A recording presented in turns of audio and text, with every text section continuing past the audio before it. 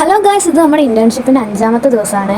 ഇത്രയും ദിവസം വെയിലായിരുന്നെങ്കിൽ ഇന്ന് നല്ല മഴയായിരുന്നു. അത് കാരണം നല്ലൊരു കൂളിംഗ് എഫക്റ്റ് ഉണ്ടായിരുന്നു. ഈ പോകുന്ന വണ്ടി ഉണ്ട്, ഇതുവരെ ഇവിടെ വന്നിട്ട് ഇത് ഞങ്ങൾക്ക് ഉപകാരപ്പെട്ടില്ല. ഒന്നെങ്കിൽ ഞങ്ങൾ അങ്ങോട്ട് പോകുമ്പോൾ തിരിച്ചിങ്ങോട്ട് പോകും, അല്ലെങ്കിൽ തിരക്കായിരിക്കും. ക്യാമ്പസിൽ വന്ന പാടെ ഞങ്ങൾ ക്യാൻറ്റീനിലോട്ട് വെച്ച് പിടിച്ച് അവിടെ ചെന്ന് ഞാനൊരു പൂരിയും പിന്നെ മുട്ടക്കറിയും വാങ്ങി. അവളുമാർ പിന്നെ കട്ടൻ കാപ്പിയൊക്കെ മേടിച്ച് കുടിക്കുന്നത് കണ്ട് അവിടെ ഇരുന്നപ്പോഴാണ് അതിലും വലിയ കോമഡി. അവിടെ ഇട്ടേക്കുന്ന പാട്ട് ഭയങ്കര ശോകം പാട്ടാണ്.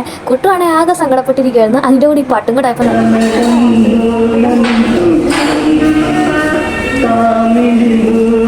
ഇന്നത്തെ ടോപ്പിക് പിന്നെ സുവാർക്കിയോളജി ആയിരുന്നു. അതിന്റെ ക്ലാസ് ഒക്കെ കഴിഞ്ഞ് പിന്നെ നേരിട്ട് നമ്മൾ ലാബിലോട്ട് പോയി. അവിടെ ചെന്ന് നമ്മളെ 2 ഗ്രൂപ്പായിട്ട് തരംതിരിച്ച് ഒരു ഗ്രൂപ്പിന് ഷീപ്പിന്റെ അതുപോലെ ഒരു ഗ്രൂപ്പിന് ബോട്ടിന്റെയും ബോൺസ് നൽകി. നമുക്ക് പിന്നെ കിട്ടിയത് ഷീപ്പിന്റെ ആയിരുന്നേ.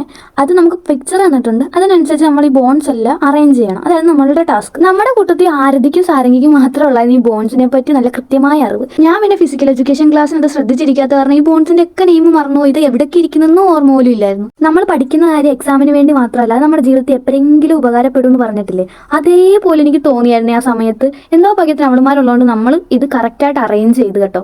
ഇതൊക്കെ പിന്നെ ലാബിലുണ്ടായിരുന്ന മൃഗങ്ങളുടെ സ്കൾസ് ആണ്.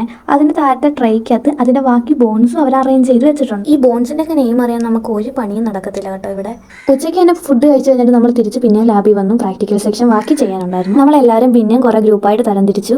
നമ്മുടെ സെക്കൻഡ് ടാസ്ക് എന്താണെന്ന് പറഞ്ഞാൽ, നമുക്ക് കുറേ മൃഗങ്ങളുടെ ബോൺസ് ഷഫിൾ ചെയ്ത് ഒരു ട്രൈക്കകത്ത് ഇട്ട് തരും. അതിനകത്ത് നമുക്ക് ഇഷ്ടമുള്ള ഒരു ബോൺ എടുത്തിട്ട് അതേത് മൃഗത്തിൻ്റെതാണെന്നും ഏത് ബോണാണെന്നും പിന്നെ അതിന്റെ ബോൺ നമ്പർ ഏതാണെന്നൊക്കെ നമ്മൾ എഴുതണമായിരുന്നു. പക്ഷെ ഞങ്ങൾക്ക് കിട്ടിയ വർക്ക് അതല്ലായിരുന്നു കേട്ടോ. കമ്പോസ്റ്റ് വളത്തിനകത്ത് ഇട്ട് വെച്ചിരിക്കുന്ന ഒരു ആമയുടെ എല്ലുകൾ പറക്കിയെടുക്കണമായിരുന്നു. അതായിരുന്നു നമ്മുടെ ടാസ്ക്.